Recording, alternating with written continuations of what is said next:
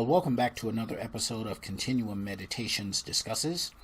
In this episode, let's talk about the latest iteration to the Star Trek franchise, the newest member of the Star Trek family, Strange New Worlds. So, Star Trek Strange New Worlds premiered this past Thursday on the Paramount Plus streaming service, and I had the opportunity to watch it that night. And so what I'm going to do with this particular video is not go into an in-depth analysis of the show, scene by scene breakdown, none of that. I sometimes, or should I say, I normally do things like that with shows that I really get into and that I want to seriously make videos about. But right now, we're going to just start off with a general impressions of Strange New Worlds, what I thought about it as a show and what I thought about it as a member of the Star Trek franchise. So let me start off by saying that my initial viewing of Strange New Worlds was, although it came from a place of some anticipation and some eagerness, it also came from a place of cynicism and a place of skepticism and apprehension. Those of you who have watched my previous videos on Star Trek Discovery and my big question mark video on Star Trek Picard of some years ago know that I had at that time, and still have at this time, a jaundiced eye toward Alex Kurtzman and his band of Star Trek and his version of Star Trek. Rooted, of course, in the J.J. Abrams version of the universe that spilled over from all of that. But nonetheless, it has been Alex Kurtzman who has taken over since that time, and I have not been. I have been singularly unimpressed with Alex Kurtzman and his vision for Star Trek, and have basically, like many others, upped and walked away from the franchise for an extended period of time, as long as this gentleman, I suppose you want to say, and his people remained in control of the franchise. Well, that's the kind of vision that I walked into Strange New Worlds with. So when it premiered this past Thursday on Paramount Plus, I was not, well, let me put it this way. I think you could say I was probably watching it the way a mental patient might watch something. He was being confined to a straitjacket and being forced to sit in front of a television and view something, perhaps on medication.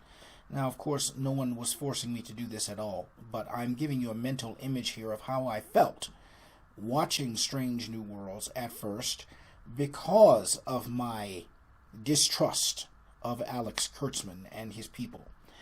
However, my mind was somewhat changed.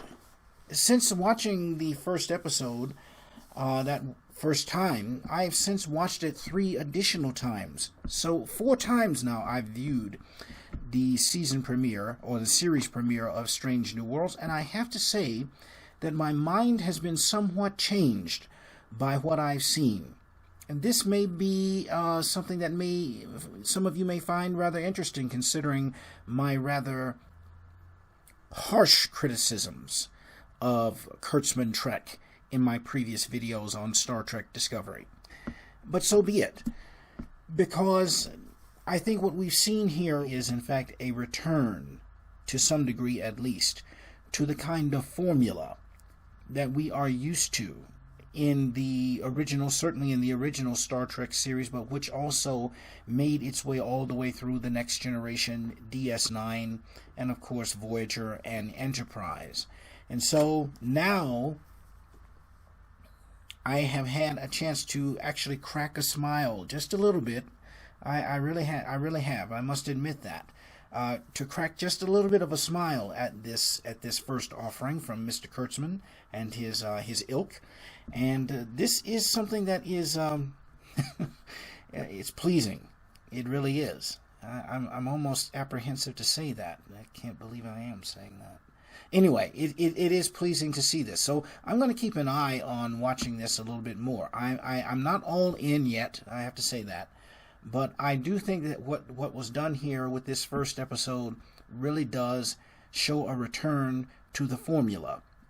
And I think that that formula is, if it goes on being followed, then Alex Kurtzman may have an opportunity to re-earn the trust of Trek fans like myself, who basically had upped and walked away from his version of Star Trek after Star Trek Discovery, and bring us back on board.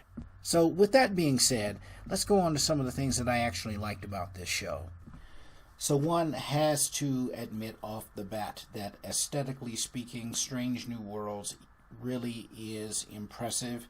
It does take advantage of a lot of the modern technology in terms of graphics, in terms of how things are presented. Of course, naturally, the uniforms are a homage to the original series without being too modern, I guess you could say, and too over-bloated in their presentation. The technology is obviously upgraded on the bridge, the technology of the ship altogether, or Starfleet altogether. All of that, of course, is all upgraded and for modern audiences. And so all of those things are very aesthetically attractive and beautiful. I cannot help but notice, as one observation here, about how big this Starship Enterprise really is. I mean, everything from Captain Pike's quarters to engineering to the conference room. There's some version that looks like maybe a 10 forward or some kind of galley there or something of that nature that we saw in this episode. All of those things are just that much bigger, quote unquote, than the original series Enterprise of any scale. And in fact, to me, if you really want to judge it by volume, it almost looks like it could be Enterprise D big. This original Starship Enterprise under Captain Pike. So I think that that's something that's very interesting. We're going to be I'm going to be interested in seeing just how big this ship really is by volume compared to Captain Kirk's Enterprise, the original Captain Kirk's Enterprise, and from there I guess we'll see other things. But what else was good about this? One, I think the storyline itself of First Contact and of seeing a new species, the Kylie, whom we've never seen before, introduced in Star Trek, and how they got the notion or the idea of warp drive, not warp drive, but warp bomb, as Mr. Spock says in this episode, how they got the idea of the notion of warp and transforming it from a tool of exploration and discovery into a tool of war and destruction was very interesting. Of course, there was a tie-in to Star Trek Discovery here, which I'm not really privy to because I didn't watch that show after a time, so I don't really know what they're talking about. But leaving that aside, there is an obvious tie-in to Discovery. There's a tie-in to Mr. Spock's sister.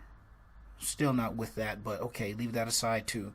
There's a tie-in to his sister, Michael Burnham, from Star Trek Discovery that is discussed in the opening moments of the show.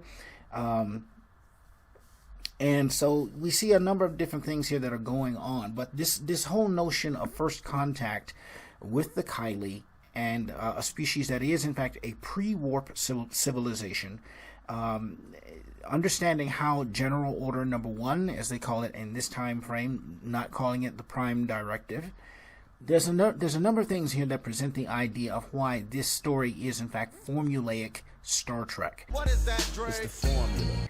And why, because it is formulaic Star Trek, it works so well. And I think here in part, let me say this. I think Mr. Kurtzman realized, he and maybe Akiva Goldsman as well, I think these chaps realized that they were behind the 8 ball here. They needed to impress Star Trek fandom as a whole. I'm not talking about just people like myself who basically had said, forget this, I'm out of here, and it turned over the chair as they walked away from the table.